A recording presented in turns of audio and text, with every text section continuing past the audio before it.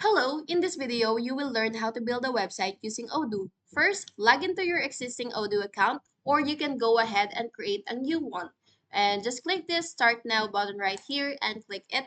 And once you're here, you click the website option and continue so that you will be able to proceed to the next step.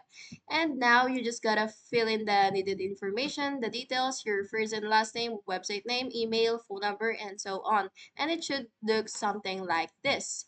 And now that you've filled it up, you just click the Start Now button, and there you go. You will have your own website, and just wait for it to load, wait for it, and that's it. And now that you have your own website, you will see options to choose templates, to browse through them, and pick the one that really suits your style. And you just gotta finish the steps that they require.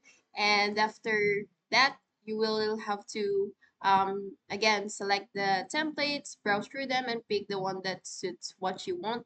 And you can customize your website by adding pages, text, images, and other elements that you use the elements that uses drag and drop editor. And you don't have to rush. You can take a moment to adjust each section to fit your needs. When you're happy with your website, you can go ahead and publish it.